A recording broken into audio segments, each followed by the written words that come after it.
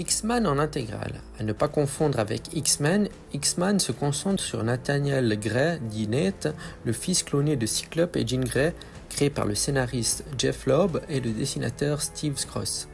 Le personnage apparaît pour la première fois dans X-Men 1995 en mars. Le personnage est né en plein dans l'événement l'ère d'Apocalypse. La série se poursuivra après cet event et durera pas moins de 76 numéros jusqu'en 2001, de quoi donc donner au moins 6 intégrales dédiées à Nate. Je précise que ce personnage est à différencier de Nathan Summers, soit Cable, bien que ce soit le même personnage de deux réalités différentes, mais retraçons d'abord son histoire. Nate a été créé génétiquement à partir de cellules de Scott Summers, un cyclope, et de Jean Grey dans le laboratoire de Mr. Sinister, soit Monsieur Sinistre. Il a grandi dans une cuve d'accélération de particules afin d'être au service de Sinistre, mais une fois réveillé, il s'est échappé, aidé par son père qu'il ignorait qui il était. Échappé des camps de prisonniers d'Apocalypse, Nate est recueilli par Forge. Quand Apocalypse découvre les pouvoirs de Nate, il envoie Domino, Caliban et Grizzly afin de l'éliminer. Dans cette bataille, Forge sera tué par Sinistre, qui révèle la vérité à Nate sur sa naissance et son destin de tuer Apocalypse. Dans un accès de rage, Nate tue Sinistre avant de repartir à la rescousse de Magneto, retenu prisonnier dans la citadelle d'Apocalypse. Là-bas, il rencontre ses parents Cyclope et Jean Grey. Lors de la bataille finale des X-Men contre Apocalypse, Nate doit se défaire de Locust, le fils d'Apocalypse. Il sera poignardé par un fragment de cristal M-Caran, ce qui a pour effet de les envoyer tous les deux dans la réalité principale, soit l'univers 616. Nate atterrit dans les montagnes en Suisse. Ne reconnaissant rien, il explose de rage et laisse éclater son pouvoir. Recherchant désespérément une figure familière, il va inconsciemment durant son sommeil faire renaître Madelyne Pryor, le clone de Jean Grey, sa mère.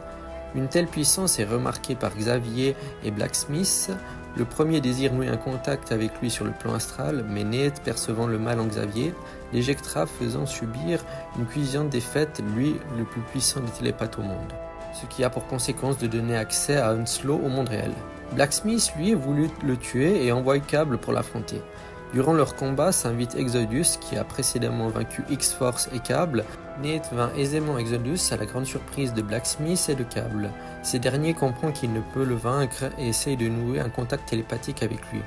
Étant une seule et même personne, cela crée un écho qui fait tous les deux souffrir terriblement et Cable en profite pour énerver Nate, ce qui va l'emmener au point de rupture, son corps ne supportant pas autant de puissance, il s'évanouit. Nate est ensuite approché par Dark Beast, les X-Men Génération X et Havoc, mêlant ses souvenirs au monde. Mais comme Nate vient d'un univers alternatif, l'ère d'Apocalypse, où les gentils étant des méchants et inversement par rapport au monde 616, il manque d'en tuer certains.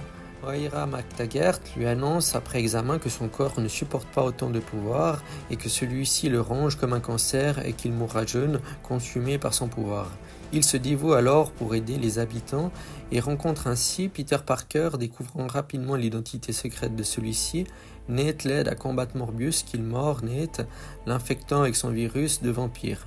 Nate et Spider-Man arrivent à vaincre Morbius et nouent une amitié.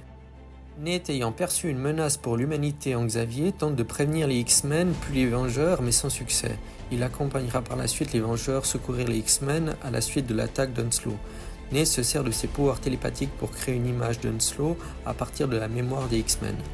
Cyclope demande à X-Force de le protéger car durant le combat, Hounslow, les mutants, découvrent que celui-ci a ouvert les dossiers de Xavier sur Nate et Franklin Richards.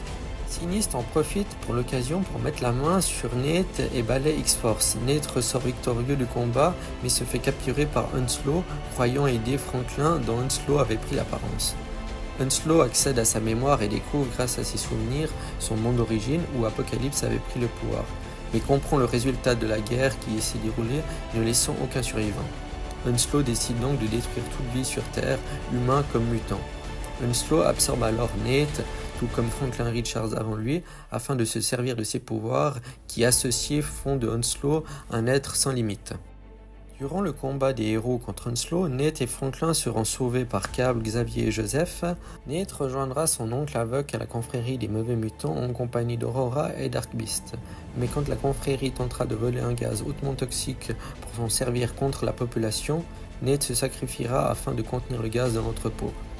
Il ressuscite quelques années plus tard et rejoindra l'équipe des Nouveaux Mutants menée par Daniel Moonstar. Avant sa résurrection, Nate Grey était considéré comme le mutant le plus puissant au monde, faisant partie des mutants niveau Oméga, d'où son nom de X-Man. D'après Mr. Sinister, Nate étant le mutant le plus puissant qui ait jamais existé, comme Cab, son équivalent de l'univers 616, il est le fruit de recherches génétiques de Mr. Sinistre et mené durant des générations. Il semble que le généticien soit à l'origine des différentes générations de Summers et Grey.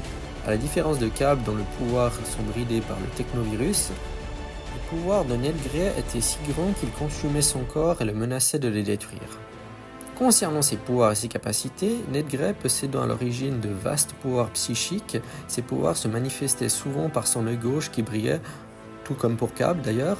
Il avait notamment la capacité de puiser des énormes ressources psychiques dans le plan astral, ce qui lui permettait de manipuler la matière et l'énergie à grande échelle. X-Man pouvait communiquer avec n'importe qui dans le monde, lire les pensées de plusieurs esprits simultanément et projeter des illusions. Il pouvait déplacer des masses extrêmement lourdes ou petites et même interférer avec la nature. Il pouvait ouvrir un gouffre, arrêter la neige ou figer le temps. Il était aussi capable de filtrer ses molécules et donc de se rendre intangible, un peu comme Kitty Pryde.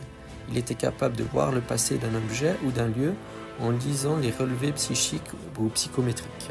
Il pouvait voler à grande vitesse dans les airs et à la suite de sa résurrection, il a perdu une grande partie de ses pouvoirs, ne bénéficiant désormais plus qu'une télékinésie illimitée. Voilà, j'espère que tu auras aimé cet épisode. Si c'est le cas, n'hésite pas à liker, à la partager et t'abonner pour plus de présentations.